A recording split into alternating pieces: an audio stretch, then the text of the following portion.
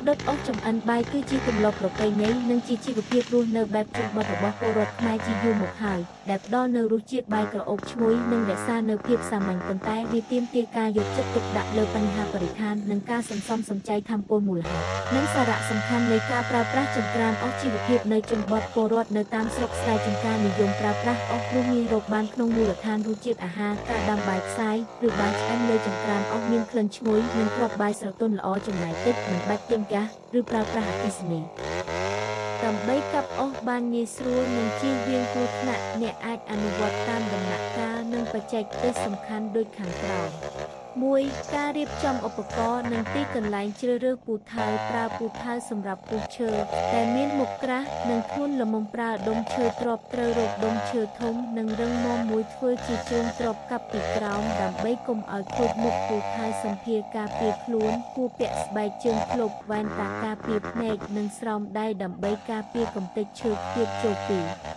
ជំហរនិងបច្ចេកទេសកាប់គម្លាតសុវត្ថិភាពឈរដកឃ្លាឲ្យជើងទាំងពីររឹងមាំទំហំប៉ុនស្មើ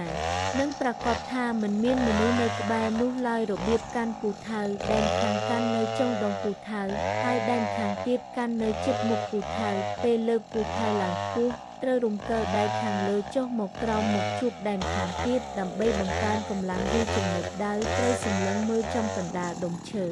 ឬមើលតាមស្នាមប្រេះធម្មជាតិរបស់ឈើរួចទម្លាក់ពូថៅចុះមកឲ្យត្រង់3គន្លឹះបន្ថែមសម្រាប់ឈើពិបាកពុះឈើមានភ្នែកឈើកញើ